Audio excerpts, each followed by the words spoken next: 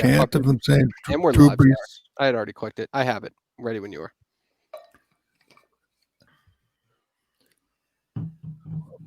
Well, they're coming for Drew Brees. I mean, they can come for anybody. We know that now. The mob, the left, the woke mob can come for anybody. And I'll say this about my old friend Tom Brady.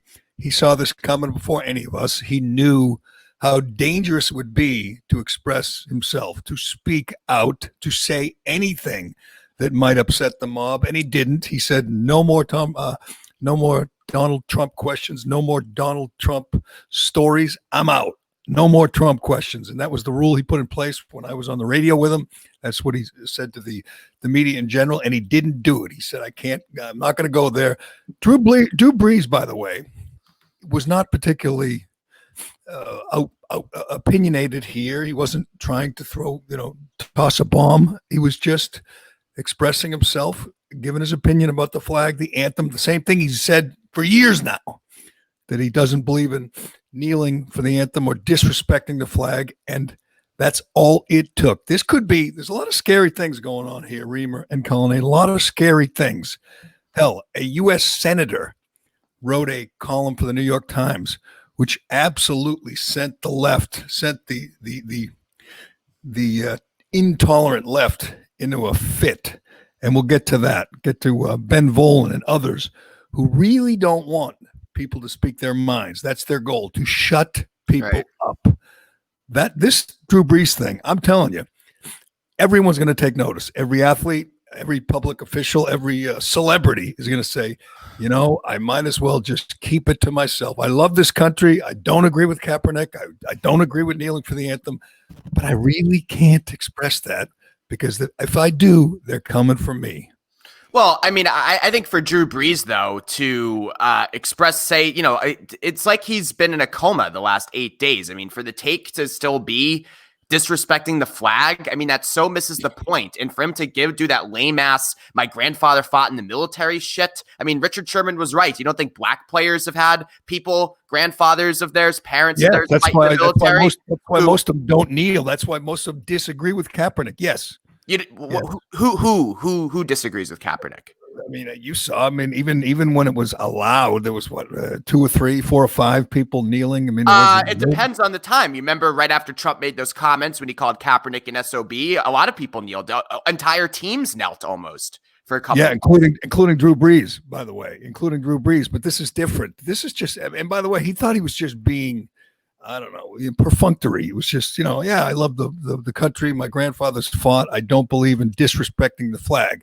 That's his opinion. But Drew Brees doesn't think that any black player who knelt had a grandfather who fought in the military. Well, I mean, but you say my grandfather fought in the military, like, who cares? Great. It did. So that's how he feels. You don't have to like it or agree with it. It's just very tone deaf. And here's the reaction. It doesn't tone deaf. Why? Because you don't like it. Because you don't like it. That's why it's tone deaf. No, because Drew Brees. Because at this point, we should be all listening right now and doing some introspection and actually taking peace and thinking about like what's happening in the world, and to still have a take and sound like a talk radio caller with the anthems circa 2016, like lame by Drew Brees, and I'm happy he's getting excoriated for it. Excoriated because he mentions his grandfathers and says, he doesn't believe in taking a knee. So you don't want to hear from that. Let's play the sound. Let's play the sound. But let's listen to this inflammatory rhetoric from. By the way, did you guys hear the full interview? Like, why was he there in the first place? Because it was weird. It was like with Yahoo as well. Yahoo with Yahoo Finance. So I had to figure he was there to promote something. Was my first thought, and then he gets into this. But I good get for Yahoo. Yeah. Everyone is looking back now at Kaepernick's protests from a few years ago, and obviously they were always about police brutality, and now it's coming back to the fore, and a lot of people expect that we will see players kneeling again, even when the NFL season starts. I'm curious how you think the NFL will and should respond to that, and of course, you're such a leader in the league. What is your responsibility as a leader in times like this for the rest of your teammates and players in the league? Well, I will never agree with anybody disrespecting the flag of the United States of America or our country. Let me just tell you what I see or what I feel when the national anthem is played and when I look at the flag of the United States. I envision my two grandfathers who fought for this country during World War II, one in the Army and one in the Marine Corps, both risking their lives to protect our country and to try to make our country and this world a better place. So every time I stand with my hand over my heart, looking at that flag and singing the national anthem, that's what I think about. And in many cases, it brings me to tears, thinking about all that has been sacrificed, not just those in the military, but for that matter, those throughout the civil rights movements of the 60s, and everyone and all that has been endured by so many people up until this point. And is everything right with our country right now? No, it's not. We still have a long way to go. But I think what you do by standing there and showing respect to the flag with your hand over your heart is it shows unity. It shows that we are all in this together. We can all do better, and that we are all part of the solution. How dare he? How dare he? Now, as a result of this, a bunch of teammates, Alvin Kamara, Emmanuel Sanders, unfollowed him. Michael Thomas spoke out. Michael Thomas. These are important guys he's going to be in huddle with, guys he's played with, made Michael Evans what he is today. I mean, we're talking, one of the 5 greatest quarterbacks in NFL history, an absolute legend. And you know what? I think I'm going to root for him week 1. Week 1 is Drew Brees versus Tom Brady. I'm going to root for Drew Brees because he needs some support. But he's had a rough go of it. Please. Here's why I'm glad you're here today, Alex. And I'm sure the comments were on Facebook Live, we're on Twitter. The comments one after another will be like, "Why do you have Alex? Screw Alex. I hate Alex." Those are my people, but they don't understand what we do here. I want you here. I know you marched in one of these celebrations of police bashing. One of these on Monday, I believe. Was that when you marched? Sunday or Monday? And you're going to do it again. These are your people. I know we disagree on just about everything. But no justice, no peace. See, we're not like the New York. We're not like Malcom Jenkins, and we'll get to him. Malcom Jenkins, every woke leftist favorite player. His answer to Drew Brees: shut the fuck up. Well, that's true. Drew Brees should shut up. That's your. You don't want to talk to him. This is your captain, your leader, your best player. I don't think Drew Brees has anything worthwhile to say about systemic racism and police brutality if his viewpoint is going to be kneeling disrespects the flag. Do you know what I think disrespects the flag, Jerry? Kneeling on George Floyd's neck for nearly 9 minutes while he's unconscious. That to me is disrespecting this country. Good point, Alex, because the part where Drew Brees, we cut it off, where he said, "I support Derek Chauvin. I'm glad he killed George Floyd." I'm with you. He shouldn't have said that. That was taken too far. You have to go to ridiculous. You see, you're going to a ridiculous extreme. You talk about disrespecting the flag. I think what's disrespecting the flag is that Minneapolis police officers are 7 times more likely to use force against people of color than white people. That is disrespecting the flag to me, not kneeling during a song. It's but here's where we hit a wall every time: is nobody is supporting Derek Chauvin. Nobody is blaming George Floyd. Nobody. We all condemn this act. I hope Derek Chauvin gets life in prison. I hope he gets beaten up today in prison. I don't. And by the way, I think Keith Ellison is a fool for upgrading this because he has to prove intent now. And I think I know why he did it, because if there's a hung jury, or there won't be an acquittal, but say there's a hung jury because you can't prove intent because this probably wasn't premeditated. I mean, the idiot AG in Minnesota now has to prove that Chauvin, that this was premeditated murder. I don't think premeditated. I think intent he definitely has to prove. I don't think they have to prove it's premeditated. And I don't think he could do it. And then he's going to get a hung jury. And then you know what you get? More riots, more chaos, which is Keith Ellison's goal. Keith Ellison is a supporter of Antifa. The Attorney General in Minnesota supports this lawlessness. That's how crazy this whole thing is. You still have to explain to me what Antifa is. I don't even understand what it is. I don't even know what it is. It's a made-up thing. I went to the beautiful... You probably have friends in Antifa. You probably have an application right on your desk right now. I mean, it does pay $20 an hour. It's not bad. It's not bad work if you can find it. We know what it is. They're anarchists. They want to destroy this whole country. They want to bring the system, bring the man down. But what if Drew Brees had said, "I don't believe this systemic racism in the police in this country? What if he said that? If Drew Brees said he doesn't believe there's systemic racism in the Correct. country, What if he said that? Would Malcolm Jenkins still say "shut up," or would he say, "Let's talk about this. Let me tell you why I disagree"? I think that would be even dumber than what he did say. How could you deny there's systemic racism? I deny it. I deny it. I mean, Jerry, that's ridiculous. I mean, I deny it. Jerry, In what? Where? Okay. What are you talking about? Okay. Would you like to be black in America? Depends who. Sure. Okay. I'd love to be Malcolm Jenkins. I'd love to be an NFL safety. Because if you go through the life trajectories of black people versus white people, from the same, like a white person with a high school degree is going to have a better life than a black person with a high school degree. A white person with a bachelor degree, better life than a black person with a bachelor degree. Go on down the line. Every single scenario you point, it's always a better outcome if you're a white person in this country. Why is that? Why? That's not true. That's not true. Yes, Greg, it is. Greg Gutfeld made this point on The Five, which is a great show these days. He's very angry. Gutfeld, his neighborhood's been destroyed. Oh, my goodness. And he said human resources, big companies, corporations, they love when a black guy, black woman comes in looking for a job, with ready to go. They live for that.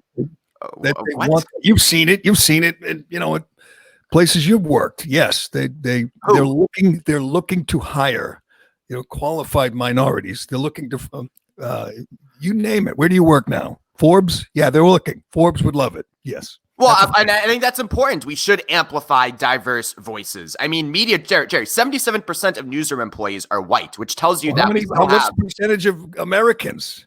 Not 77%. What is it? I'll have to look it up. Yeah. But even so, I mean, 14% of Americans are black. 14% of newsroom employees are certainly not black. So we have this huge issue where diverse voices are not present in our media. They're not as present in entertainment. So yeah, here's what Alex Remus should do. You got 3 jobs now. Why don't you give them up? Give them to a qualified black guy. That's moronic. What have you done? What have you done? I'm a diverse voice. I am a member of the LGBT. That's true. And sitting there, and that column you wrote the other day, talking about how you have white privilege. I do. Alex, it's intense. I'm sorry. Most Americans would rather hire or hang out with a African American than one of your people. You know that. Okay, sure. There's more. Right. So you don't have privilege. I respect. Of course I do. You don't have privilege. Hey, Jerry, I have an incredible amount. I mean, you have privilege when you got the job at Outsports. I'll give you that. That was a good fit. But go ahead.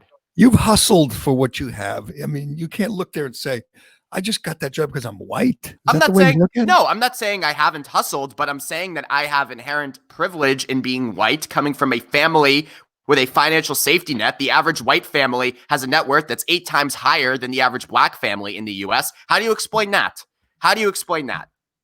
I don't know if it's true, first of all. It's definitely true. I hyperlink to it. Well, I would say there has been in the past, obviously, there's been systemic racism in the past, obviously, but this country has come a long way. There's great opportunity for everybody, and no one wants to admit that. The idea that it's so much worse now than it was, by the way, police brutality, police killing unarmed black men, which is not an epidemic. It's not a major problem. As we now know, in 2019, 10 unarmed black men were shot by police. 20 white people were shot by police. In 2015, under a certain transformational president, 38 unarmed black men. Jerry, why are black people? You're the one giving me numbers, Alex. Jerry, black people are thrown in jail at overwhelmingly higher rates than white people. I mean, we all know that. White people, black people use marijuana, for example, at exactly the same rates. And black people have historically always been arrested at way higher rates for marijuana use, just to use one point. I mean, the police system is systemically racist. Anybody with a brain between their heads knows that. I don't think, I mean, why are we even debating that? Well, let's see. The head prosecutor in Minnesota is Keith Ellison. The head prosecutor in Boston and Massachusetts is Maura Healey, who celebrated the looters and the rioters and the arsonists, who said, "Good, that's what makes forests grow." America's burning, with a smirk on her face, said, "America's burning. That's what makes forests grow." In other words, good. God, burn the cities. These are despicable people who are using this. They're using you. You can't even see it, But I want to get back to this. I want to get back to Brees and why you're here, why I like you, why I appreciate you. Sounds We're- why I like you. We're going to get along. Here's what drives me crazy. Get along. I mean, clearly there's a false narrative, and we can get back to it. This whole thing is built on a lie. This whole thing that to quote LeBron James, that black people are hunted by cops when they leave the house. That is a lie. People are believing it. They're buying it. I see the signs that they're carrying. Young people are buying it. They're idiots. It is not true. In fact, excuse me. I just gave us some of the numbers, but. Well, I mean, Walter Scott to me looked hunted, and he was running away from a police officer and get shot in the back. Eric Gardner looked hunted to me. I went over George the white Floyd guys. looked Daniel hunted to me. Shaver, the guy who had his hands up, begging for his life. White guy, shot by police. It doesn't happen just because they're black. Ahmaud Arbery was not killed by police, but he was certainly hunted. Breonna Taylor in Louisville, killed after a no-knock raid. They had the wrong apartment. She was hunted by police. And this is all just happened in the last few weeks. You're going to mention Justine Demond, the white woman from Australia in Minneapolis, killed by a black cop who was convicted, by the way. Oh, but you don't care about her, just like you don't care about David Dorn. I mean, they don't even mention on CNN, MSNBC, they don't even mention David Dorn. They're sitting there talking about this war on innocent black people, and a 77-year-old retired cop gets assassinated on Facebook. But here's the issue, though. And you don't mention it. Nobody condones riots and violence, but those are anecdotal. That is anecdotal. Yes, Jerry, those are all anecdotal stories. We're talking about the larger picture of systemic racism in the United States, and that's what you're the one naming names. You're the one mentioning Arbery. I'm just giving you other examples. Yes, they're anecdotal. That's most of the evidence. George Floyd is anecdotal. I mean, you can't say it's part. Jerry, the Minneapolis police force is 7 times more likely to use force against people of color than white people. So it's not anecdotal. And this officer who killed George Floyd has been involved in a myriad of issues in the past. Well, he's gone now. Long ago. He's gone now. Yes. He's gone now. He's probably gone forever unless this idiot Keith Ellison screws it up. He's gone forever. And again, Alex, he has no support. So there's universal condemnation of Derek Chauvin and what he did. Why can't we have universal condemnation of violent looters, rioters, arsonists? Why does it have to be qualified? I mean, I'm not saying you again. I'm not saying it's coming from anyone important. Just the Attorney General of Massachusetts. See, but here's the thing, Jarek. I would have liked you. I know all week you've been tweeting a zillion times a day. You've been sitting here yelling, angry, screaming. I would have liked you to go to a demonstration and actually see what these are about. Why don't you do that? You're a journalist. Get the story. I watch them. You don't watch them all day I watch them all day from around the country. But they're not showing you the actual protest. This is an uprising, an insurrection for TV. I mean, let's be honest. That's what it is. These people are on TV. They're performing for the cameras, whether they're cell phone cameras. I mean, I get to see. I just told you, David Dorn, I get to see him bleed out and die on the floor. I got to see Derek Chauvin kill George Floyd. So you like to watch like riot porn? Like, good for you. Yes, I do. I mean, I get to watch this insanity, and I get to. I mean, it drives me crazy. I'm like Greg Gutfeld. I'm staying up at night going, we're allowing thugs and rioters and looters and just evil bastards to burn our cities. And our public officials are doing nothing. They're what do you mean doing nothing? They're doing nothing again. In Boston, you got the mayor thanking everyone for coming. You got the governor saying, "I understand why people are angry." Right. And completely ignoring the shop owners and the bar, the salon owners and the restaurant owners whose livelihoods, whose lives are being destroyed. Yeah, but you talk about though, like everyone at the protest as they're performing for the TV. That's not what I saw, Jerry. I marched for a beautiful 2 hours from Nubian Square to the Boston Common. Did you know that every time we walked by a hospital, Tufts Medical Center, standing ovation, everyone was applauding healthcare workers. Rainbow flag was waving. Everyone was applauding. Jerry, I'm saying, but if you watch just the TV coverage, you would have never known that. You would have thought. No, I saw it. We talked about it yesterday, and it's one of Turtle Boy's things, but.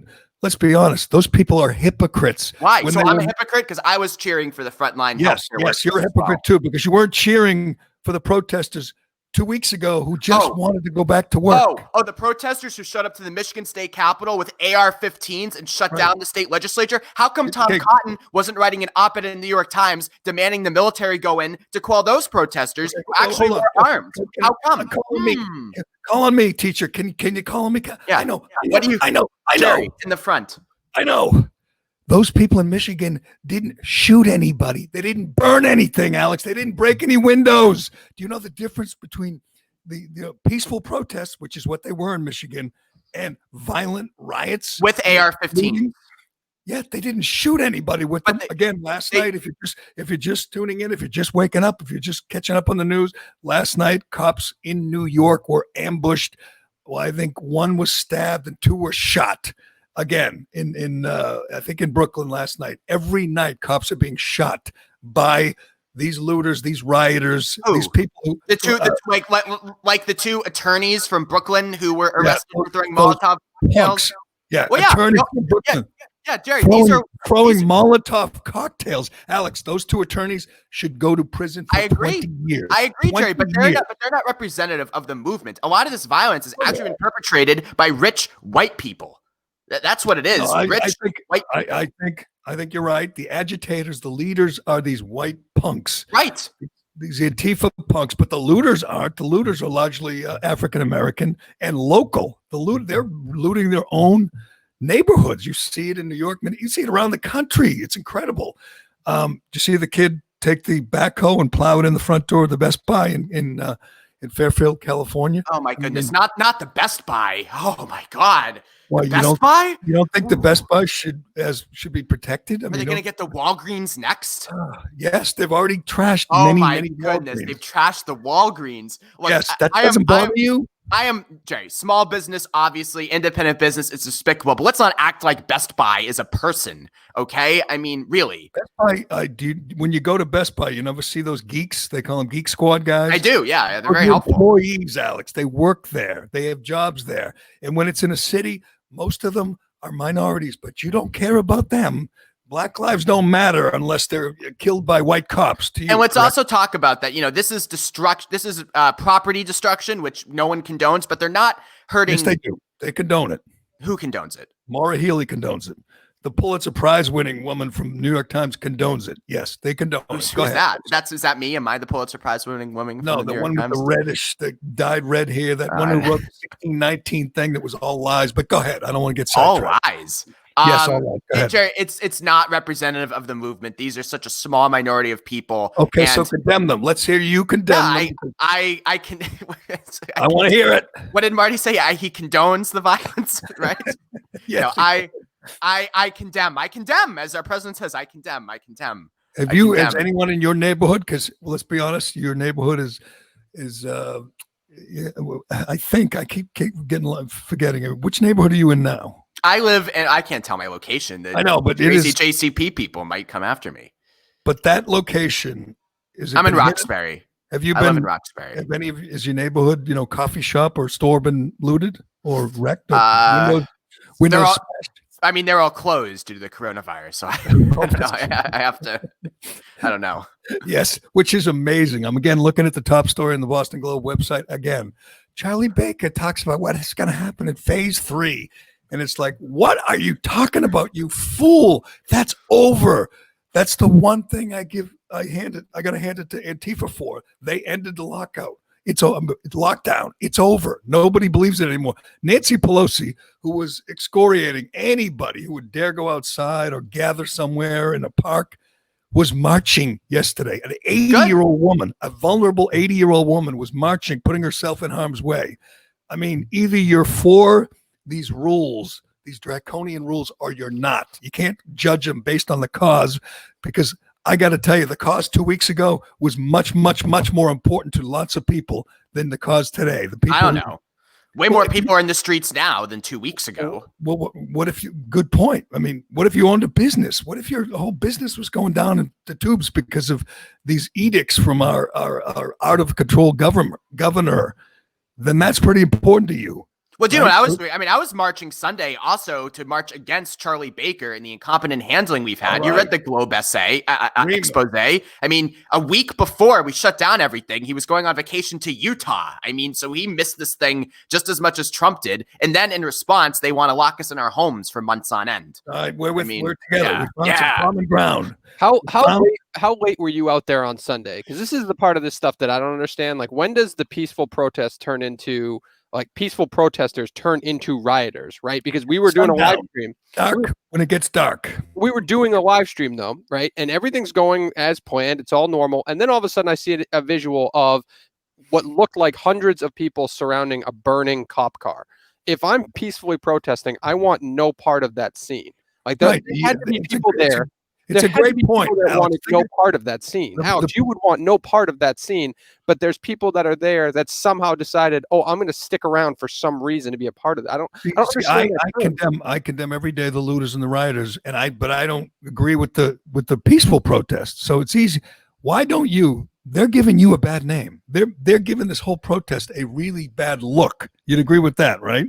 So why aren't you the most vociferous critic of the rioting and the looting? Why doesn't that bother you as much as it bothers me? It bothers me a lot, but you are focusing disproportionately on the rioting and the looting opposed to the actual reason why millions of people are marching in the streets on a daily basis. That's why. And it's your question, Dave. We left at dark. When it gets dark, that is, by the way, Jerry, that's a fair criticism, because if you watched the other night, Boston was fine. The only incident that we saw in that was like one young girl yelling at a police officer. That was nothing. And you kept going back to Brockton. I get that Brockton had rioters. And they had fireworks. I get what was going on in Brockton. We condemn that. But what happened in Boston, that was fine. There was no problem. But that's how it works in most places. That's why they have curfews. I mean, in most places, the real bad stuff doesn't happen till the sun goes down. Yep. And there are two different sets of people, although there's a crossover there. There was I tweeted this out. This girl had a big sign about, I don't know, Black Lives Matter or cops suck. And she was a big vocal protester. And then they caught her later on, same girl walking out of a store with a handful of new clothes. So there's a crossover there. Some of the peaceful protesters are indeed looters and rioters when the sun goes down. But I want to get back to this because I think the question I'm going to get today, when we're done, is why do you have Alex on? I hate Alex, and I'll have to defend Alex again because we like diverse. We celebrate diversity here. We celebrate diversity, and even if Alex didn't have an affinity for men, I would have him on because he's a crazy liberal, and I like that. Yeah. And we don't shut people up. I've never said, just shut up, just don't talk. That's what they're doing, which to me is scary, Alex. It's not the scariest thing. The scariest thing is getting, your business burned down. That's scarier. But in this climate, saying that Drew Brees should just shut up. Have we played Malcom Jenkins yet, Dave? I don't even remember. No, we can put. You want me to give him? This is Malcom Jenkins, everyone's most thoughtful NFL player. He's celebrated for all his work in the community, and he does seem like a smart guy. But he's telling his teammate, his Hall of Fame, his legendary teammate, to just shut up. That bugs me. Go ahead. You have not stepped up to the plate. To stay silent when your peers are screaming from the mountaintops that we need help. Our communities are under siege, and we need help. And what you're telling us is, don't ask for help that way. Ask for a different way. I can't listen to it when you ask that way. We're done asking, Drew. And people who share your sentiments, who express those and push them throughout the world, the airways, are the problem. And it's unfortunate because I considered you a friend. I looked up to you. You're somebody who I had a great deal of respect for. But sometimes you should shut the fuck up. This is, at the same time, Devin McCourty calls Drew Brees a disgrace. Ed Reed says, you suck. You suck. So before you go too deep, Drew Brees has officially apologized on Instagram. What is he saying? He officially apologized. Yeah, so it's a long... You shouldn't kneel for the anthem. That's unbelievable. Here, officially apologized. You know what he's apologizing for? having any opinion at all. It's not allowed anymore. Alex, you should be embarrassed right now that your people shut the man up. You didn't want to debate him. You didn't want to have a discussion. No diversity. We don't want diversity of thought. You got to agree with us or shut up. The mob has come for Drew Brees, and they have dragged him out of his house, and they've beaten him senseless.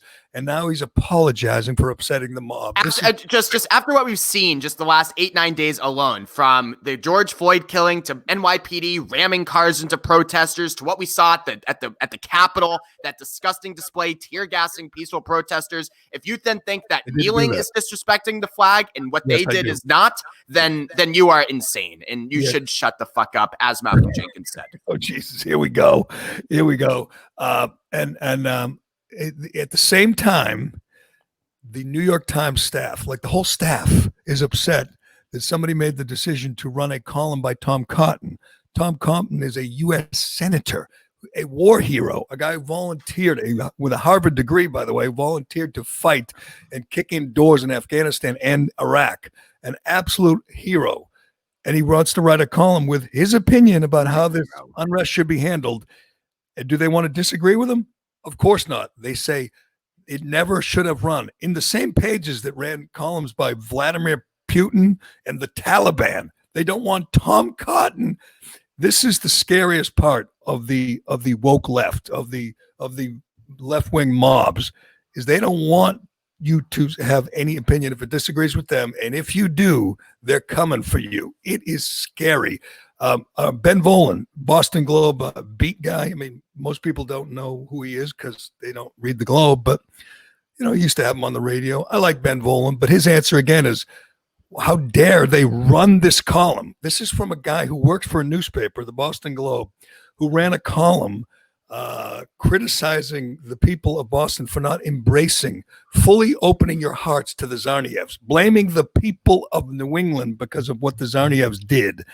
The stuff that's running the Globe the last few years would make you vomit. And the guy who works at the Globe says you shouldn't run a column by a U.S. senator and who's expressing an opinion of how we should handle the riots. I'm all for running a column from a U.S. senator, but it has to be an actual column that makes sense. I mean, this is an awful column. I mean, there are a million problems with it. I can go line by line if you would like. I mean, the first one is that Tom Cotton, a Harvard undergrad, Harvard Law School graduate, is calling other people elites. I mean, that's a lie number one. So he's from Arkansas.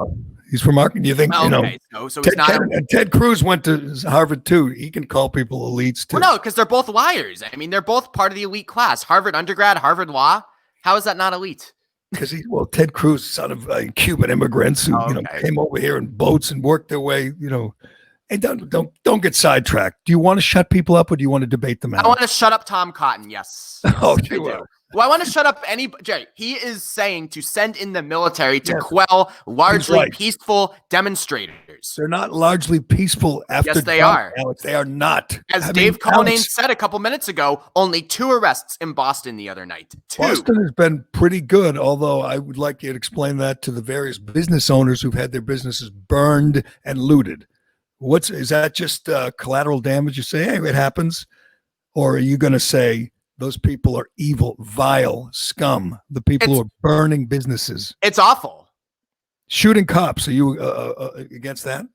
I'm against shooting anybody. Excellent. I'm against violence in all forms. More common ground. So your people who are killing cops, looting businesses, the guys in Rochester, New York, who beat the old woman with 2x4s. You're against that, right? And I'm against the over 100 journalists who have been attacked and assaulted by police over the last week. Well, that's true. What about Leland Vitter? You against that one too? I don't know who that is, but I mean, guy who got beaten up. Oh, sure, yeah. Then I'm against that as well. I'm against any journalist being beaten up for doing their job, which is happening in large scales in this country, and that is what we have to directly attribute to our president, who cast the press as enemies of the people. Well, they are. We've learned that already. They are. They're lying to you about these riots every day. It is amazing to me. NBC had a group of their crew attacked in D.C. by rioters, and they refused to report it. Their own people, their own reporter was attacked by rioters, and they won't report it because it would go against their narrative. It is incredible to me. They don't care about the news. And again, CNN, they don't mention David Dorn. I mean, a cop, this hero cop, protecting a pawn shop gets assassinated, bleeds out on live on Facebook, and they don't mention his name. They don't mention the name Patrick Underwood, another cop, another black cop, by the way, who was murdered in Oakland.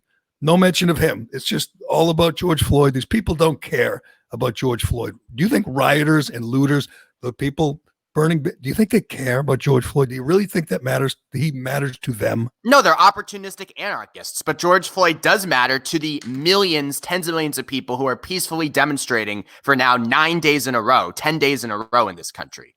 Well, George Floyd does matter to them. That's because they don't have to go to work because the businesses have been shut down by these tyrannical governors. And these people who said you were selfish if you went out and protested the lockdown, but now you can go out and protest this, and that's cool. The virus will wait. The virus doesn't. I mean, the people who are protesting the lockdown, Jerry, were largely goons wanting to get their haircuts and nails done. I mean, what about the guy who owns? What about the guy who does the hair cutting and does the nails? What about that person, Alex? You know people like that. I mean, you must know, people who own small businesses, right? You got obviously. Yeah, but they're being devastated, and you think they just that bugs me more than anything. I forget who it was. Somebody was defending the riots and the looters and everything, saying, "Yeah, but they're out there for a good cause." It's the people who are just looking for a haircut. That they're selfish. What about the people who do the hair cutting and their whole life is wrapped up in that business, and it's going away because of not because of anything they did, because an order from this authoritarian governor. You don't feel bad for them? I feel terribly for them, and I think the coronavirus lockdowns will go down as an overreaction. I mean, yes, I do not think that any. Yeah, I mean, more common ground. Well, that's why you should get to the streets, Jerry. Jamaica Plain tonight. Get to the streets and protest against the man.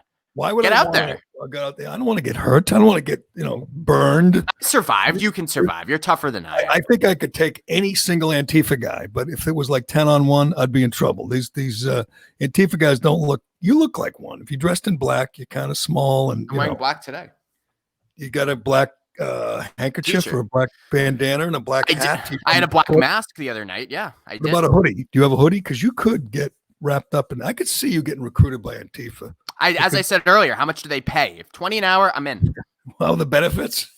Do they have benefits too? That's a good question. So Drew Brees has been snuffed out. I mean, crushed out. The life he's gotten in line, right? He's like the warden thought Andy Dufresne had been after a month in the hole. From Shawshank. I know. I watched Jerry. It's a great film.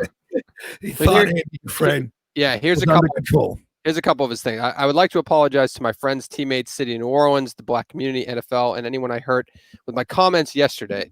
In speaking with some of you, it breaks my heart to know the pain I have caused. In an attempt to talk about respect, unity, and solidarity centered around the American flag and the national anthem, I made comments that were insensitive and completely missed the mark on the issues we are facing as a country. So hold on. So he says more, but this is where he gets this stuff.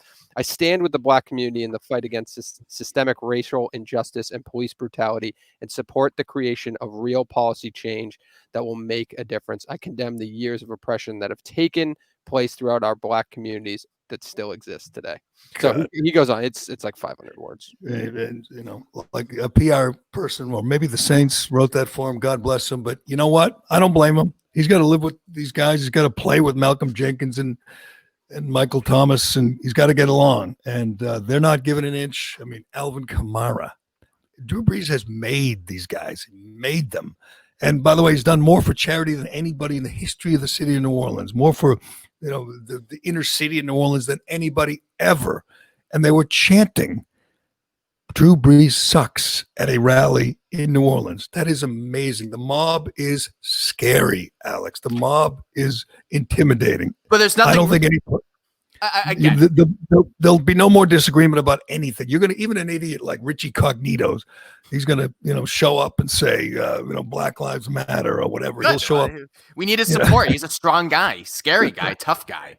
Yeah. There's nobody who's ever going to dare have an opinion that would conflict with the mob. But but again, for Drew Brees to say at this time that kneeling during the national anthem is disrespect to the flag is just so tone deaf and ignorant of everything else that's going on in this country. Can I say pick this? your battles, Drew.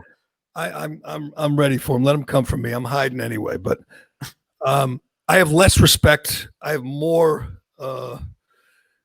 animus toward Colin Kaepernick now than ever. Ever. Because Why? this guy who celebrates violence against police. We know that. He has a real problem with police. Yes. Colin Kaepernick celebrates it. As we know, he celebrates the birthday of Joanne Chesimard. I know you'll roll your eyes and say, so what? Joanne Chesimard, her name is now Akata Samora. I don't know. She changed it. She's a murderer. She assassinated a cop who was begging for his life, shot him in the head, killed him. A father, a cop, a husband, murdered the guy, ran to Cuba. Colin Kaepernick celebrates this woman.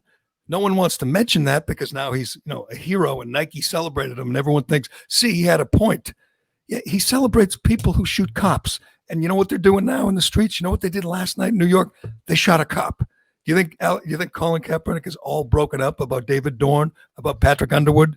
You think that upsets him? Because I don't. I think he's okay with it. I really do. I'm not going to put words in his mouth. It upsets me, Jerry. But again, we're talking about we agree on that. So great. So let's all go. I mean, we are home. So, but it's again, it's anecdotal. The grand systemic racism in our police force and police brutality is an actual real issue that is messed up, and we need to fix and talk about it. I think right now Tom Brady's on Amazon looking for those pig socks that Kaepernick wears. The socks with the little piggies. The cop. Well, Brady has he's posted support for George Floyd. He signed the letter demanding the investigation into Ahmaud Arbery. So Brady even is catching on to what's going on right now. I'm telling you, Brady will never ever say anything noteworthy again. I mean, he doesn't have a lot of time left on. In the league, but in the league, neither Brees, none of. I don't even know who will dare. Maybe someone like Baker Mayfield will say something stupid, but there will be no notable quotables from any NFL player, NBA player. I mean, it is remarkable. You weren't, here yesterday. I haven't talked to you about this yet, but you're a media guy who occasionally says dumb things. When you do, I'm always there to defend you. Thank you. If I say something dumb, you'll defend me because while we disagree, we defend with our lives. We defend talk radio blowhards. Yes, correct. Exactly. I was trying to be more highbrow about it. But the play-by-play guy for the Sacramento Kings lost his job, Alex Reamer, for saying all lives matter. In fact, he said all lives matter, every single one, trying to be, sound like a humanitarian. All lives. He lost his job, and players like DeMarcus Cousins condemned him. Is that not going a little too far, Alex Reamer? Yeah, I think so. But I also would say, during this moment in time, if you're going to insist, no, not Black Lives Matter, all lives matter, it's what are you really trying to get at? I mean, that's the point there. I don't, what are you? What are you insinuating? Well, the point is, Jerry, that throughout our country's 400-year history, Black lives have not mattered to people in authority. George Floyd's life did not matter to Derek Chauvin. That's why he knelt on him for nearly 9 minutes. So that's the point of Black Lives Matter. Well, what if I said all lives matter? What if I said Black lives matter more than gay lives? What are we? And we're going to break everyone up into categories. The guy was trying to reach out and sound. No, and he's out of a job. But nobody is denying. Who says that all lives don't matter? Who says that? Lots of people say that, people. Many people. I don't think all lives matter. I don't think looters' lives matter. Screw them. Guys that shooting cops out there, the guys who shot David Dorn, their lives don't matter to me. Derek Chauvin's life does not matter. Screw him. It's just amazing. I mean, you could say, let me explain to you why that's offensive. If you're DeMarcus Cousins, I'm sure that idiot could never do it. But if you're somebody who's smart and thoughtful, if you're which I used to think, Devin McCourty and Malcom Jenkins were, but they just want to shut people up now. They don't want to discuss, debate. You don't think that guy who lost his job in Sacramento, that guy would be better off if someone said, let's just discuss this and let me tell you where you're wrong. Yeah, I'm seldom in favor of people losing jobs, especially for comments they've made. But I've also said again, Jerry, this is not our time as white people to be very vocal about this. It's true. It's not. It's not our experience. Yes, you are. You're entitled to have an opinion about anything, anytime. This is America. You're allowed to speak your mind. But some people are more qualified than others. Like Drew Brees has not lived the black experience. So thus, how can he say that black players kneeling during the anthem is disrespectful or not disrespectful to the country? He's saying, in his opinion, it is. And but his opinion here doesn't really matter. Like, I mean, I'm well, sorry. Why ask him? Why ask him? Why care? Why do you care that his opinion bothers you? Why Because he's a face of the league, and if we're going to enact change in this country, we need white people to also march along with people of color and champion these causes, which is why it's like you mentioned, Jerry, that you think that athletes aren't saying anything notable now. I disagree. I think the white athletes from Carson Wentz to J.J. Watt to Tom Brady, go on down the line, white stars who are speaking out against this police brutality, that's more noteworthy than anything that they've said over time. I mean, this is unprecedented that white players are now joining black players in social justice movements and being vocal. I say this about sports radio, talk radio in general all the time now. Everybody's playing scared. Everyone's wondering if they're coming for me next. Those guys you just named are playing scared. Why? Because they know, especially now, they know they have to fall in line. I mean, maybe that's exactly how they feel. But if they had an opinion that might be a little different about anything, they're going to keep it to themselves. See, but I think it's been very genuine. Like, even look at Patrice Bergeron of the Bruins yesterday, releases, I think, a very genuine statement saying that he doesn't speak out about issues, but he's realized that silence is now complicity and it is time to speak out. I mean, I think we've seen a lot of genuine introspection the last 10 days. Just Drew Brees hasn't done any. And I think he's been rightfully excoriated, as I said. What if they came out and said, my opinion is these looters are absolute human scum and should be shot. The ones who killed David Dorn, the ones shooting the cops, they should start shooting back. Hell, Tom Cotton, all he said was they should use the military. That's the thing that upset him. They should use the military. To send in the military to quell peaceful protests. Which is a perfectly appropriate response when the leaders of that city, such as New York, are in support of the mob. I mean, really, they are. Bill de Blasio said he doesn't blame the NYPD for ramming into a crowd of protesters with their cars. Bill de Blasio excused that. Bill de Blasio is with the mob. His daughter was arrested with the mob for rioting, and he said he's proud of her. Keith Ellison is with the mob. Yes, Maura Healey is with the mob. When you have that kind of complicity from the powers that be, I think it's perfectly appropriate to send in the National Guard. Of course, as they did in D.C. to protect the monuments, perfectly appropriate. No. But people like the New York Times, the whole staff, and Ben Volen from the Boston Globe say, shut him up. Gag the man. A U.S. senator who was in the military. I would think he's earned the right to speak. But these people, an NFL beat writer says, shut him up. Okay. And by the way, Vic Fangio, the coach of the Broncos, said he doesn't see racism in the NFL. He says it's a meritocracy. We don't see race. That's an opinion for a guy who's been in the league for decades. Yeah, a white guy who's been in the league for decades. Sorry, Vic Fangio. You can't comment on racism if you are white. Well, what are you talking about? Who, in your opinion, who commits the racism? I'm not surprised that Vic Fangio hasn't experienced racism in the NFL. He's white. He hasn't experienced. He says he hasn't seen it. I'm not surprising to me. He hasn't seen it. He's white. How could he? It's like, Jerry. What are you talking about? If you're sitting in an organization and a coach doesn't get promoted or hired because he's black, you see it. But you don't have to agree with Vic Fangio. But you know what Ben Volen's solution is? Don't let him talk. He says, sit this one out. So a guy's been in the league for decades. I'll check it. And he's a head coach. And you don't want to hear his opinion. You just say, shut up. Yes, sit this one out. Yes, you have nothing worthwhile to add to the conversation if you're denying that. Yes. Of course. What if he came out and said, whatever, what did Al Campana say? They don't have what it takes to be head coaches or managers when, on TV. They don't have the essentials to do the job. Mm-hmm. If that's a general manager, and it was, by the way, that's why it was such a big deal. This wasn't some crazy, fan. Or if it's an owner like Donald Sterling, and he says, don't let black people come to games. Do you want to hear that, or do you want him to shut up and keep it to himself? Don't you want that exposed? Yeah, but I don't really understand the point. I mean, Vic Fangio, You again. just said Vic Fangio shouldn't talk. The guy's Right. been in the league for decades. He's a head coach. Right. Why wouldn't you want him to talk? Why don't you want his opinion? Because if you're going to sit here after the events we've seen the last 10 days and what we've seen over the history of this country, really, I mean, how can you say that racism doesn't exist in any system? In his experience in the Again, NFL, of course, because you would agree the NFL is as close to meritocracy as you're going to see. I mean, yeah, I mean, players 70%, black players, right? Yeah. Yeah, and only 2 or 3 black head coaches, which again tells you, why is that? There are way more black people around the game than white people, but few black head coaches, almost no black general managers, no black executives. Why is that? I don't know. Let's ask Vic Fangio. He's a head coach. Why don't you hire?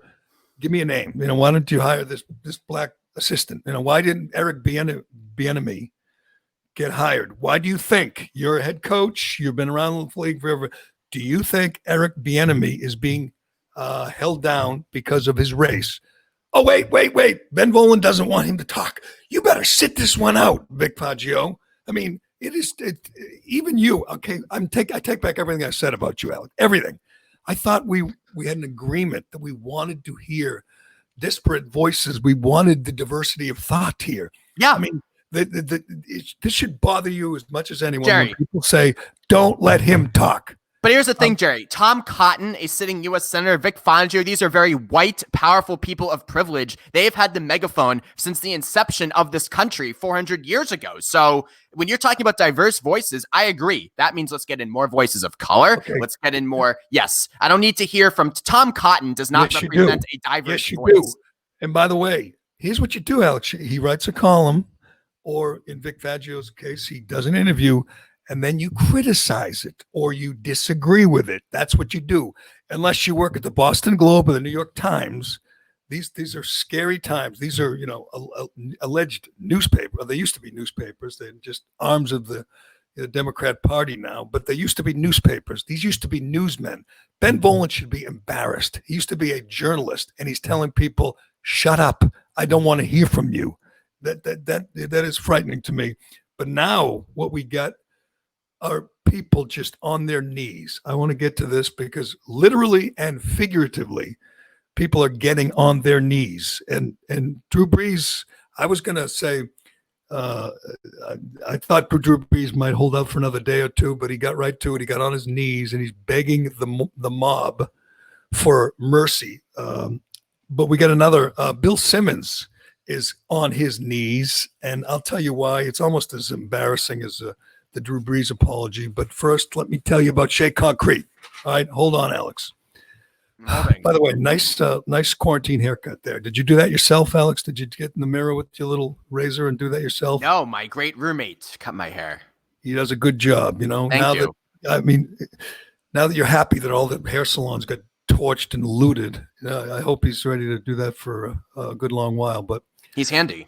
Anyway, let's tell you about Shea Concrete. My guys at Shea Concrete. It's a 4th generation owned and operated business, working hard day in and day out to be your trusted precast concrete partner. It's a family business. These are family people. You're family to them if you come in and see the guys at Shea.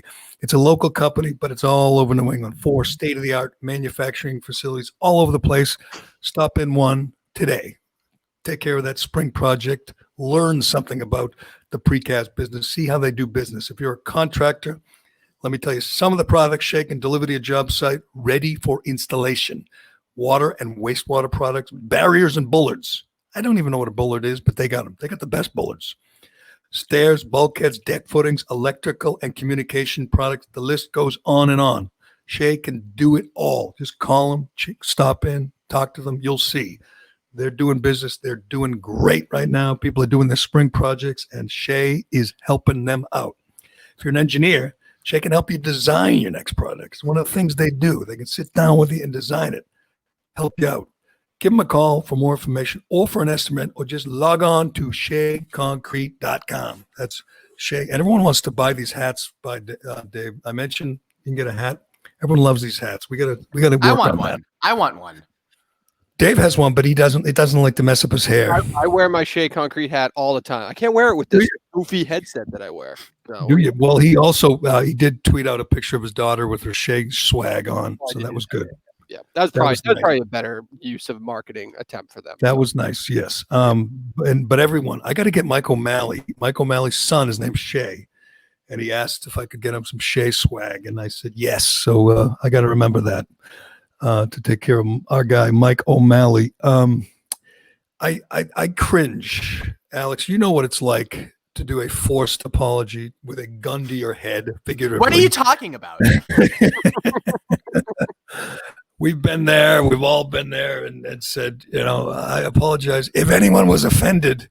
And everybody knows it's disingenuous. Everybody knows you don't really mean I'm just it. I don't think saddened by my actions. Above all, what you remember your apology? I don't actually. I did not apologize for anything I've done in race. I didn't apologize for Alan Dershowitz, and I especially am thankful I did after watching the Epstein documentary. So I didn't apologize. He's a good looking guy, Dershowitz. At least, I mean, I can see why these young, Good God. The day we met, or the day we hooked up, Cullinane, I respected you for that. You lied to Alan Dershowitz. I respect that. He's lied to lots of people in his life. Giving it right back to him. He is just, again. He's wrote a whole book defending himself. The guy writes a book like every 2 weeks. But when you look at the documentary and you see the house, those pictures on the wall, he said he just went to the house for a massage, correct? To Epstein's house in Florida. So he's in a house full of underage girls, half naked or naked. And the pictures, the paintings on the wall are underage girls naked. And we're supposed to say, hey, honest mistake. You just wanted a massage. I'm sorry. That's what he did is much worse than what. And in that documentary, his accuser there, why am I blanking on her name? But she couldn't have come off more credible throughout. Oh, Virginia Giffrier, couldn't have come off better in that documentary. Yes, and I'm sure he's suing her right now. He's 80 years old. Yep, 80 years old, and he's still. I guess I give him credit for having a little spunk. He's writing books every month. He's going to the nude beach in Martha's Vineyard. Hot, sexy. But anyway, Dershowitz, I'll give him credit for this. He never apologizes for anything. All he does is sue and go on the attack. A lawsuit.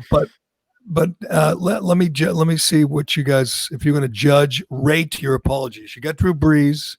Is that picture with the black hand and the white hand? That's awful. Yeah. Is that part of his post? That's part of his post. Yes, we're linking on it. We're together. That's a stock image. I don't know what. That's so cheesy. Yeah. Come on, Jerry. You can't support that right now. What could he have done? Like, what would have been? Because he did it on Instagram, so he has to have some kind of visual with it. It's just silly. I don't know. He would have looked like an asshole if he did like a picture of him helping out after Katrina or something like that. Like he didn't have a lot. You could do like him with his teammates. Obviously, there's lots of pictures of him with Michael Thomas. That would have been better, I think. Although maybe his teammates would have objected to being part of this. So I don't know. But the stock image of the white hand and the black hand linking together, I mean, that is lame. Have you seen the video? It went viral of the two little kids, white and one black, running together at the sidewalk, and they hug, and everyone, it's one of these Rex Chapman videos, and it said, "This is what I needed today." Maybe you could have done that. The little white kid and black kid, and they hug. Because they hadn't seen each other, they were friends, and they hadn't seen each other in a while. Why? Because of quarantine, or it doesn't say. It's just one of those happy videos.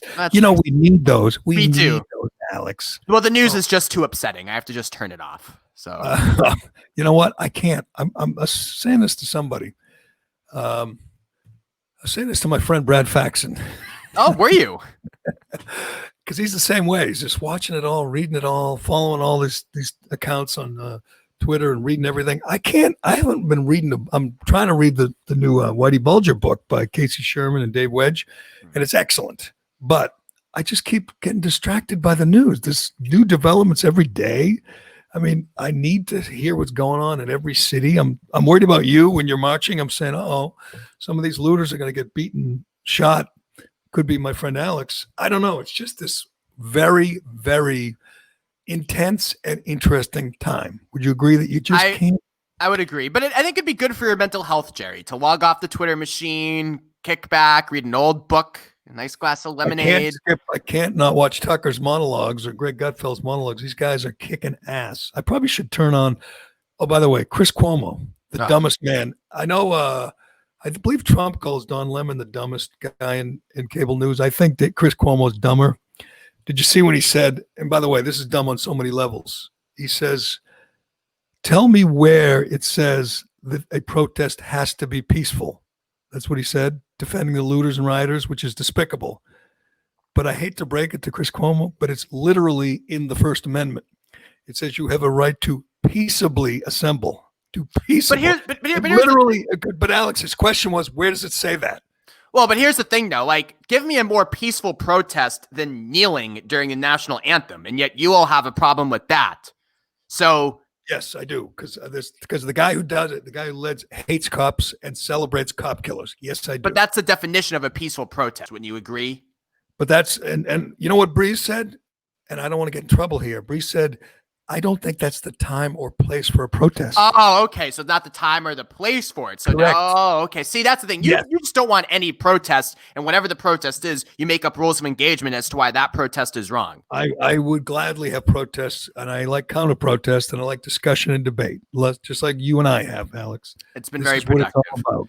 Yes. Malcom Jenkins and Devin McCorney, they're like fascists. They don't want debate. They don't want discussion. They want to shut you up. And I'm afraid they're winning. It's funny. It's funny that this week you think that Devin McCourty is a fascist, and yet unidentified armed federal police people pushing back the perimeter of the White House is not fascism, or armed military guards guarding the Lincoln Memorial is protesters. I think they're not violent. They've been too kind to the. Yes, they are. They threw bottles at Bill Barr, for crying out loud. They're violent. How about I would like you to defend. Marching again. Here's what you got to do, Alex. If you're marching again, you got to march in the dark, okay, at night. Then you're going to get a sense of who's really infiltrated these protests. Yeah. I would like you to defend Donald Trump holding up a Bible upside down. Go. You know what? Here's how I'll defend it. He's trolling y'all. He's trolling your ass. Not. No, he's not. Yes, that when you asked me to defend it, he knew it would drive you nuts. But how about tear gassing peaceful protesters? You don't think that's fascist? See this? There wasn't a tear gas. That was a lie. Okay, see this? Right. This is the Declaration of Independence and the Constitution. I was going to read it to Chris Cuomo, but he's too stupid to literally say, "Who says they have to be peaceful?" You know what? I've said it every day. I'll say it again. Peaceful protest is redundant. If it's a protest, it's peaceful. If it's not, it's a riot. There are two different things. You and I can agree on that. The protest you attended was peaceful. I knew it, because if it wasn't, it would have been a riot. Well, chaos. I would like to pay. That should be a new series. Jerry Callahan reads the Constitution on tape. You'd have people pay for that. You would. Right. Great Americans. Why not? Here's a couple other crazy things before we get to Bill Simmons' apology. And by the way, we got to get, Dave has a job here. He's my Barstool correspondent. He listens. That's what he does. He's into two things, Barstool and wrestling, two very important things. Yeah, two super important things. He's got kids and a wife and everything, but the important things in life are wrestling and Barstool. And Ellie Schnitt, this young girl that does a podcast that has butted heads with Minahan and others, said something, or one of her guests said something, was just remarkable. I want to get to that, but check this out. The GoFundMe page for David Dorn, the cop who was murdered, assassinated in St. Louis, 77-year-old guy, grandfather, just all around stand-up guy, according to everybody, his kids, his coworker. The GoFundMe is at $50,000. I like that. That's good. People are donating. Got to pay for his funeral, I guess. The GoFundMe to bail out the Antifa thugs is now up to 20 million. 20 million. Good. Good. So you think that money, now, Alex, if I gave you money right now, say I doubled the amount of money you have to your name. I gave you like $200 right now. That's generous of you. Thank you. I said, you have to donate this to one cause or the other. The bail fund is there to bail out looters, arsonists, the two lawyers with the Molotov cocktail. The bail fund is there for them. By the way, why do they need a bail fund when none of the attorneys general are demanding bail? They're letting these people go free. They don't believe in bail. In Boston, Rachel Rollins doesn't believe in bail. So why do they need a bail fund? Anyway, this is the money from Chrissy Teigen and Justin Timberlake and that scum Steve Carell. This is their money. Scum. Yes, scum. He's giving money to bail out the people who are burning businesses to the ground. Yes, He is a piece of. I don't think so. I also think they're giving money to the peaceful protesters who have been needlessly harassed and They assaulted don't get by arrested, police Alex. officers. They don't get arrested. Peaceful protesters like you don't get arrested. Why do you need bail? I think you're mistaken on that. I mean, I've seen tons of videos of police brutality against protesters over the last 10 days. Tons. That's what you're watching. Police brutality porn. You're probably like watching Rodney King with a little. I need something. I need something. Okay, so you would give the money to bail. Abstinence. You'd That give is the a money good to bail question. out the guys who beat the old lady with the 2x4. Is it just going to people who are resisting arrest? Basically, they won't leave the protest. They're staying past curfew or whatever. Like, where is that money going? Because Even so, if you stay bail past, out. first of all, curfew, nobody should be in. Curfew is a police, talk about fascism. I mean, nobody should be in support of that. well, they're saying curfew is helping. It's getting people away from it. Alex, the curfew's been in place in Boston for 2 months. Yeah, Were you and against I it? got Were you against it. always. then? Yes. Yeah, so you're against it when I broke curfew. I did it many times. Well, I got news for you, Jay. It seems like they're more forcibly enforcing the curfew this time around than the coronavirus curfew. Well, Why it's is that? a good idea. You know, I'm against curfews too, but if they say, listen, the trouble is all after dark, and you encourage the protests to be in the afternoon, like they have in Boston, the one you're going to today is at 4:30, so you can go out there for 3 hours, 4 hours, and be done, make your case, have your protest. Then they know after dark the people out there are just out there to cause trouble. The protests are over. Even de Blasio has he supports the mob, and he has a curfew. But I laughed the other day. I want to get to Ellie Schnitt in Barstool, but I laughed the other day when I read the stories in the New York Daily News. Some woke, social justice warrior wrote the story in the Daily News about Ryan Russillo, what an idiot he is. He was on a podcast on Sunday night with Bill Simmons, and how he doesn't understand the dynamics of the riot and everything. Damn it, I'm trying to get it up here on my screen, and just ripped him. And I said, no, that's okay. I thought maybe Russillo said something, whatever, racist or something offensive, or maybe he was like Drew Brees and he said, "I love my country and my grandfather," and then they don't like that these days. But you know what he said? He said it while watching. Apparently, they didn't take the riots seriously enough for this New York Daily News guy. He said that at one point the riots were no longer about George Floyd; they were about Air Jordans. Talking about looters running out of Foot Locker with Air Jordans. Completely appropriate criticism.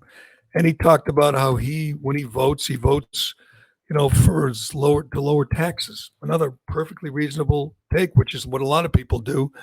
That apparently was offensive. That in this day and age is offensive to the woke crowd. You can't, vote for, to lower taxes, and you can't be offended at looters who steal sneakers. They ripped him for that and said, blame Bill Simmons for not having, an expert about rioting on, or not having a highbrow discussion. A day later, what happens? Bill Simmons apologizes for, he says, on Sunday night, Russillo and I did a shoot the shit podcast coming off everything that happened Friday and Saturday. We taped it before Sunday night, really heated up, and all hell broke loose. And Monday night, Trump basically turned into a dictator. So there's Bill Simmons. That's how Bill Simmons. That it happened long before Monday night. Trump figurative. Well, but that's when he decided that he has to take this stuff seriously. When Trump became a dictator, he says, "I've been thinking long and hard about my podcast in general and this platform and what I want to do with it. I think I misread the moment. I was trying to do a shoot the shit, take your mind off things podcast." He says, and the moment was bigger. I wish I had an expert with us. We could have bounced some questions off and tried to learn instead of treating it like the moment we did. So he apologizes because Ryan Russillo, I guess criticized the looters, and he'll try to do better the next time. Honest to God, this look, and I know you'll defend it, Alex. This look where people are literally getting on their knees. Public officials. Why do you have a problem with that? I saw that tweet. That was one of the craziest things you've ever tweeted, and that's saying something. It is not. Trust me. I feel I believe I'm right, you're wrong. I believe most people are with me, not you. They want them to shake hands in the middle of a pandemic, as John Tomasi pointed out to me. That's what you want people to do, shake hands in the middle of the coronavirus, Jerry. Did you see what the guy? Oh, now we're concerned about the virus. Oh, Jesus. You got to tell me. I got to know the rules. When is the virus an issue and when is it not? Because they literally make the cops get on their knees, and some did, some didn't. The one in the front, and this was in Brockton, I believe, was a woman, and she got on her knees, reached out and hugged more than one protester while on her knees. It was a terrible look. But worse than that is like elected officials. Eric Garcetti, the mayor of LA, a total crackpot, the guy who had people arrested for walking on the dry sand. It was against the rules to walk on the dry sand. You had to walk on the wet sand, who literally had people a 93-year-old couple who sat in chairs, had their chairs taken away on the beach. They had to sit on the sand. They couldn't sit on he's just a total lunatic, a total tyrant. Yesterday, he got a bunch of protesters, I don't know if it's Black Lives Matter guys or whatever. They made him get on his knees, and he did. They stood there over him and apologized for white privilege. It is so disgusting. The whole look. What is disgusting? Getting on their knees. Actually being introspective again and thinking critically about these issues. Why is that disgusting? Thinking. That's just the opposite of thinking. That's acting, and that is subjugating. That is bowing down before somebody for something you didn't do. Apologize. I would say Eric Garcetti, though, is responsible. I mean, Eric Garcetti sets the budget for LA. The LAPD gets 45% of LA's city budget. That's Eric Garcetti who's doing that. So they just cut by the way, they just cut the police budget. Good. Because Black Lives Matter, this moderate group, they're not the radicals, right? Black Lives Matter. I like Black Lives Matter. Okay, Black Lives Matter. In their agenda, it says defund the police. Right. I agree. I agree. Defund the police everywhere. Yes. Defund the police. So, yes. Alex, when you're going home to your apartment and someone's breaking into your car or someone mugs you, beats you up. I live in a condo, number one, not an apartment. Get it right, okay. Jerry. Okay. So, who are you going to call when that happens? Who are you going to call and Black Lives Matter? Say someone just mugged me? I mean, defund the police is madness. Yes. Madness. No, Black Lives Matter is a radical group. Jerry, it's first of all, it's not eliminate the police; it's defund the police. Okay, what are they going to volunteer? Like a fire department in Mayberry? They're all going to be volunteers? Why do we have a world in which seemingly every police force gets a tank, but yet kids don't have textbooks in school? Why is that? And they all don't get tanks. They all don't get tanks. Most do. They don't have tanks and whatever. And I mean, the militarization of police, you wonder why some of these confrontations get violent. Like if we were talking, Jerry, and then I all of a sudden took out a bat and stood over you, don't you think that would affect the way that you talk to me? So let me get this straight. We talked about this all week. It was a big story. I'm not sure why it's not a national story, but the police commissioner in Boston, right, Willie Gross, he said at least two politicians and one group demanded they not wear protective headgear because it was intimidating the looters. He literally said that. There it is again. Oh, nice. Nice job, Dave. Watching on Facebook, there it is. Let me just check with you, my friend Alex Reamer. Do you agree with that they shouldn't wear protective headgear? I agree with that, absolutely. I think that's a good call by our mayor because, Jerry, because if you have police officers in riot gear to, again, watch peaceful protesters, that ups the ante a little bit and creates an unnecessarily tense and violent atmosphere. So cops have been assaulted, shot, bricks thrown at them, and you think that their first concern would be not intimidating the people throwing the bricks and take the headgear helmet off. Because that makes it seem like we're in battle, as our defense secretary said, which should not be the case. Here's why I like Alex. I like having Alex on. Who else could say something so ridiculous? Why? Who else would come on and say that? And you're not alone. Again, two politicians. I think our attorney general in Massachusetts would agree with you. Don't wear protective headgear. So what happens if the first cop who takes a brick off the head? Have you heard of the broken glass theory, broken windows theory? Well, it was Rudy Giuliani's theory, and de Blasio doesn't believe in it. Well, yes. I would say that you act in accordance to your environment. So if you are a protester and you see police in riot gear, military style outfits, that is going to impact the way that you view the police and the way that you act when you interact with them. Alex, what comes first? They're in riot gear because they're going into the middle of a riot. That's why They're going in the middle of peaceful protests. Oh. Okay, so I don't. Again, Alex is nuts. Alice has more balls than brains. Look, I've just done some introspection. Are you close to storming off for and blowing this off because you don't like when I talk about how much I like cops or love this country? That bothers you, right? I look like a cop with my new haircut. What are you talking about? You look like Antifa. Anyway, you're not the only nut job. The young generation is frightening. Frightening. Most of the Antifa guys are young punks. I know. Did you see the kid in Pittsburgh who got busted and had to go to court with his mommy and daddy? He works for Amazon, by the way. Little blonde white kid. See, that's what I'm talking about. Those are the ones who are rioting and looting. These little punk white kids. I agree with you. No, they're the one. Screw them. They're instigating and they're leading. But if you watch the video, a lot of them are young black kids who live in that neighborhood. The ones in Minneapolis, they torched their own neighborhood. Every single one was local. In Boston, they had 53 arrests. 51 were local. It's local people trashing their own neighborhood, which is why it is so upsetting. And people like you don't seem to mind. You complain about Trump holding up a Bible in front of a church. You know what happened the day before in that church? They tried to burn it down. I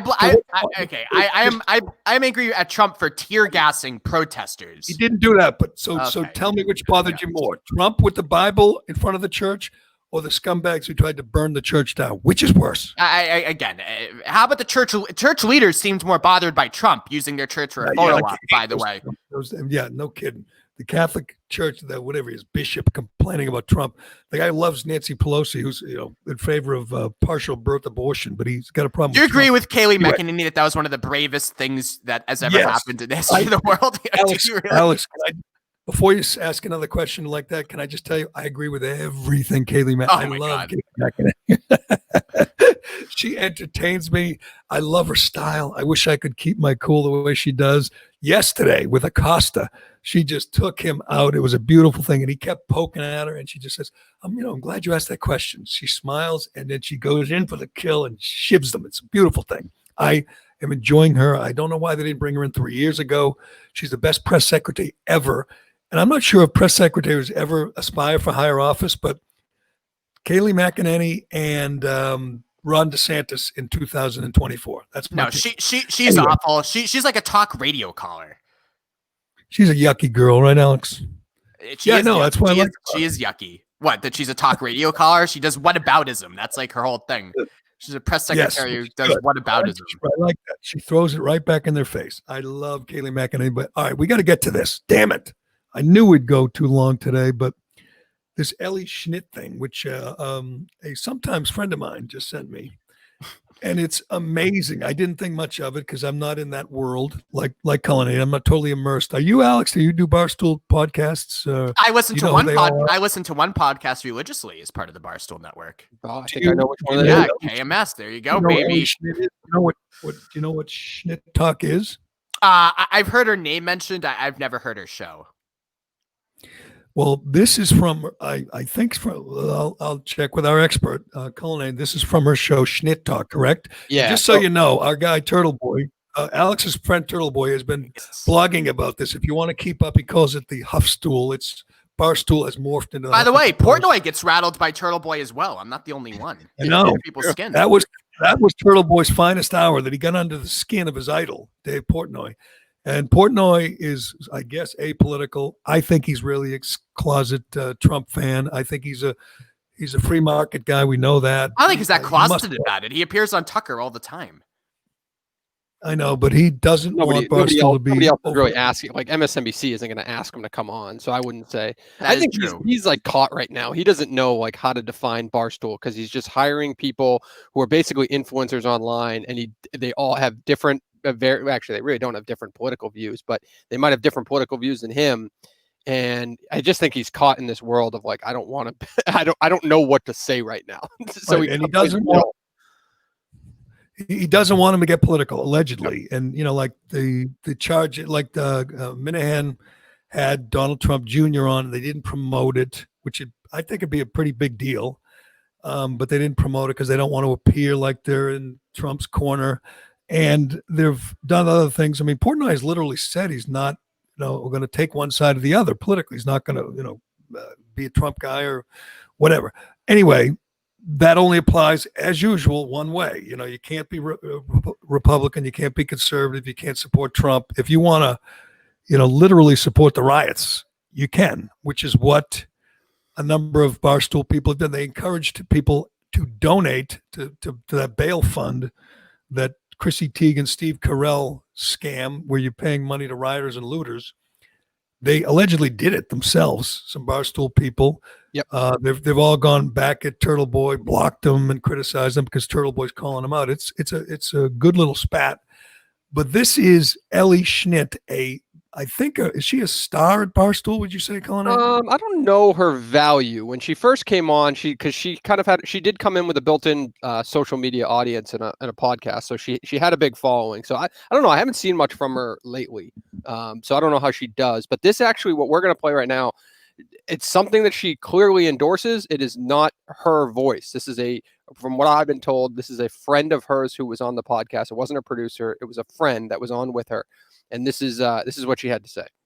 One time, if we burn down a police precinct every time that there is unjust violence towards the Black community by a police officer, I think we would see change pretty fast. I agree with that. Yeah, I agree with that. Was Ellie. She agrees with that. So this is what you're getting, Alex and Dave. I mean, you're getting from Barstool an apolitical outfit, and you're right, Colin. They're hot, man. They're very hot. But you're getting that from a host of a popular podcast, someone with 350,000 followers on Twitter, a voice that they should burn down a police precinct every time there's violence against a Black person. That is, even by your standards, Reamer, you'd call that pretty radical, wouldn't you? Well, there'd probably be no police precincts left in the whole country. That's what we did. So, what was your feeling when you saw the Minneapolis cops running, like out of some movie, like some running as the precinct burned behind them? I wasn't really affected by it either way. I mean, I think that they were smart to get out. I mean, their lives are more important than a building. Well, they were ordered to get out, I'm sure. No cop would ever want to do that. They were ordered by their idiot mayor, I'm sure. And I'm not sure why it's not going to happen again. But what's the issue with what she said? I mean, she's offering her opinion. So now you want people to stay away from politics, Jerry? Really? No, I want them confronted. I want someone there to say, are you friggin' insane, woman? You want to burn a precinct down? By the way, everything in it. And by the way, that's the real problem. That's the problem that I see with Barstool is she can just say this, put this out to the audience, and when she's challenged on it, she doesn't speak on it, right? She was probably invited to go on Kirk's show, I assume. Yeah, I bet why does she have to? Why does she have to go on a show? Why does she have to go on Kirk's show if she doesn't want to? Like, why? No, she doesn't have to. But don't you think when you put those comments out there to the audience, and you in a podcast, you have a very engaged audience. We have a very engaged audience. Sure, I know. What we say matters. So I think if somebody questions that, you're basically rallying your troops around you. You should be able to. You should have to respond to people who are critical of that. You have to. You have to. You don't have to. You're right.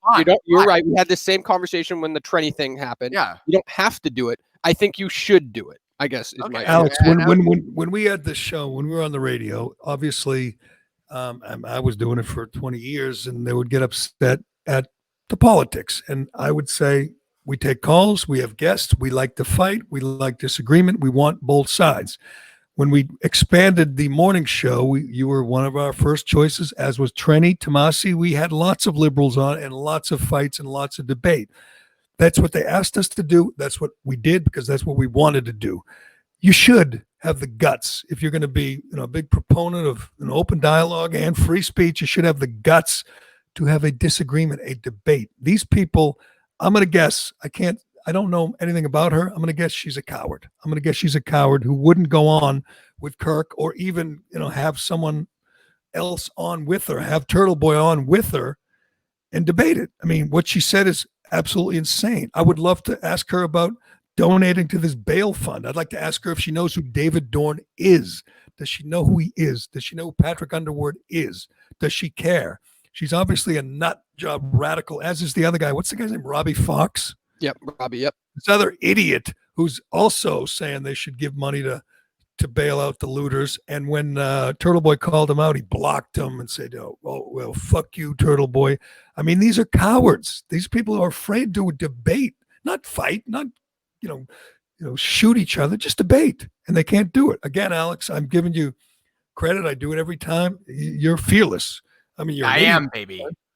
But you'll fight anybody anytime. Anytime. I've actually never been in a fight, but good. I don't want to see that happen. No. But Minahan would go on with her in a heartbeat and discuss this. And he's not a crazy right-wing zealot like me. No, he's not. He's afraid to take a stance. He's like in the middle. I know. He's on the fence, like Ordway. He's on the fence. But anyway, that is despicable. Here's my prediction. She'll take a lot of crap from Minahan and from Turtle Boy, and she will never apologize. She will never debate. Never. Why should she have to apologize? She shouldn't. Okay, good. Same reason Drew Brees shouldn't, but she should have to defend it. Well, if she wants to, fine. But she has a huge audience. I mean, why would she's Ellie Schnitt, baby. She's a big star. So how about this? She takes calls and says, "You want to call and disagree?" Because sure. Listen, I think if you're going to I don't see. I don't think existing in an echo chamber is very fun. So I am always up to spar, if you will, Jerry. Okay, when someone says something like we should burn down police precincts. By the way, what was it? Portnoy was all upset at Robinson because he didn't want to criticize the military, right? Yeah. Oh, the Albright situation. Albright. He refused to allow Barstool to criticize the military. Okay, Dave. Barstool's now saying they should burn police precincts down. You're a big law and order guy. You like the cops. The cops. Well, that's where I disagree. I understand that she works for Barstool. I understand that people associate her with Barstool, but she does not reflect the opinions of Barstool Sports. It's her individual opinion on her podcast and her Twitter that's coming out. That doesn't mean she represents the company as a whole. Should the company have to address that to advertisers what I mean? I don't know. How this works. By the way, you can say something like that, but if you say, they should shoot looters who are, beating women with 2x4s, and they should have. If there was a cop there, or the guy who drove the backhoe through the Best Buy, they should shoot him. You would be excoriated, and you would have to explain it. You would have to apologize, and you'd have to, call advertisers and apologize. But you could say that's how this always only works one way. You can say burn police precincts down, and you're right, Dave. She probably won't have to explain it or apologize because there's no pressure that comes in the other direction. I don't think, and I don't even know who advertises on her show, but they probably don't care. Yeah. But why are you, Jerry Callahan, advocating for advertisers to go out over someone's opinion? That. Don't twist my words. I didn't say that. I just said how it works when you go the other direction. If you come from the right, that's how it works. People pressure your advertisers. They say, do you agree with this opinion? If she were a right winger, someone would be calling her advertisers today and saying, did you hear what Ellie Schnitt said? Because who's been a more discriminated against and held down group in this nation's history? People of color or police? I mean, so that's why. The question we're talking about, you're talking about burning down a police station, Alex. Right, but I'm saying, but if you take that stand, like police are not an oppressed class, so I mean that's why there's no pressure if you say something critical of police. What if she said shoot cops? Would you say I think she'd go out there and kill cops? She didn't say that. But what if she did? Would you say, yeah, but they're not oppressed? Who cares? No, but she's not advocating for murder though. She's not advocating for burning down stations either. What that cut says is if every police precinct was burned down after there was violence against people of color, then maybe we'd see it stop. And she's right. I mean, wouldn't we see? Play it again one more time. I want to hear Alex defend it one last time before we go here. This is on Schnitt Talk. That's the name of the show? That is the name. All right. One time. If we burn down a police precinct every time that there is unjust violence towards the Black community by a police officer, I think we would see change pretty fast. I agree with that. You know why it's so stupid is because every single cop sees the repercussions. That's the amazing thing when you look at the video of Chauvin and George Floyd. Yes. I grew up with a George Lloyd, and I keep calling him George Lloyd. Don't do that. His name is George Floyd. Yes. And say his name. it's George Floyd. Now tell me the 77-year-old cop in St. Louis who got murdered. David Duke. Not David Duke. Get the first name correct. By the way, both black cops who were murdered are David. One is Dave Underwood. Dave Patrick Underwood one is David Dorn. Remember their names. But the most amazing thing to me is Derek Chauvin knew he was on video. I mean, I understand he's probably not the brightest guy, and I understand he's a bad guy, and he's an ass, and he's just a miserable human being. But he knew he was on video. They were literally telling him, take your knee off his neck. I mean, why didn't he just take his knee off his neck? Impunity, because he thinks that he is above the law. And he obviously didn't think he was going to die, which is why that idiot Keith Ellison is all wrong to upgrade these charges. Because if Derek Chauvin knew he was going to die and he knew the cameras were on him, he wouldn't have done it. I mean, maybe, or maybe he just doesn't care. But you think that's going to work with a jury saying, yeah, he knew he was going to die. All the cameras are on him. The people are telling him to stop, and he did it anyway. That's Keith Ellison is not only a radical anti-American Antifa supporter, he's a moron if he thinks he can prove that. But anyway, we'll see how that plays out with Ellie Schnitt. Something tells me Minahan will have something to say about that and probably get under Ellie's skin.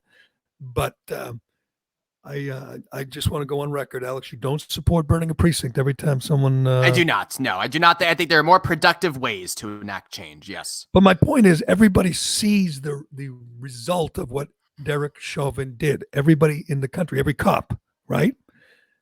I would say that's a pretty big deterrent right now. That if you do what Chauvin did, you might end up going to prison for the rest of your life.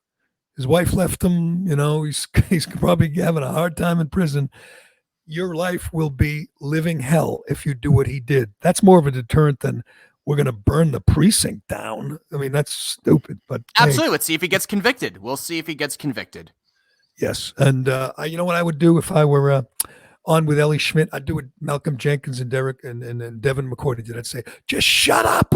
Don't talk. Just shut up. That's the theme for today. The mob came for Drew Brees, and once again, the mob won. Drew Brees, they might as well rip his tongue out. Drew Brees will never, ever speak his mind again, and neither will anyone else. Neither will J.J. Watt or Tom Brady or Richie Incognito. Yeah, because we need to hear from Richie Incognito. You're right. We've been robbed a great opportunity. You've been, in the media. You want people like Richie. You want crazies to speak their mind. Now, at least you used to. Not anymore. Those days are over. I'd give Richie Incognito his own show. Why not? Those days are over. The guys who speak their minds are dinosaurs. You will not see it. The Charles Barkleys are dinosaurs. They will not do it anymore. They saw what happened. The mob came for Drew Brees, and the mob got him, baby. They got him to bow down on his knees, just like Eric Garcetti, just like those cops who bowed down on their knees before the mob. That is the goal. The mob has a goal right now is to get everybody to bow down on their knees and beg for forgiveness for anything they've done, or, by the way, anything their ancestors have done in the past. Get on your knees, beg for forgiveness, apologize for being who you are. That's that's the story today, and it is frightening. But anyway, Alex, you got to get ready for the riots. Get your black bandana out, get your black hoodie. It's kind of warm for the black hoodie today, isn't it? I know. My black eyeliner is going to melt, so I don't know what's going to happen. Oh, do me a favor. Tweet out a picture before you go out. I want to see your outfit. Always. I want to see what my man Alex Reamer is wearing. You're joining me. I want Jerry Callahan to join one of these demonstrations as well. If I asked you right now, would you know how to make a Molotov cocktail? I know how to make a cocktail. I don't know how to make a Molotov cocktail. Well, I want you, if you see someone throwing a Molotov cocktail, to videotape it. Let's get the bad guys. I want you to enjoy your mostly peaceful protest, but we don't want rioting. We don't want looting. And if they do it, we want to get them. We want to catch them. We want to expose them. That's our job, or at least that's Turtle Boy's job, and we're here to help. But anyway, thanks, Alex. We will talk to you again next week. I don't give a damn what anyone says about today's show. You did a good job. You did a good job. Hey, Pete, the feedback I got last week was incredible. I got like 3 people said they loved my appearance. So 3 people. Yeah, 300 have said they hate your guts, but that's okay. They listen. If you're gonna leave feedback on Alex's performance, just do it in the Apple Podcast review section. That's all I ask. Just do it there. Don't do it in the comments. Do it in the review. Go to Apple Podcast, leave a review. Tell me, like, if you really don't want Alex, you want somebody every day that agrees with me and Dave. For the most part, we all agree. Don't we want someone like Alex who's got the balls to come on and fight, unlike Ellie Schnitt and Robbie Fox and Malcom Jenkins? Alex wants to go back and forth, and we appreciate that. But Lee, go to Apple Podcast, tell us what you think, or go to the Callahan Podcast Twitter feed. Tell us what you think. We appreciate it. Thanks, Alex. Thanks to Shea Concrete and Allied Paving, and thanks to DCU. Thanks to everybody for listening, for rating, reviewing, and telling us what you think. This is the Callahan Podcast, and we will talk to you again tomorrow.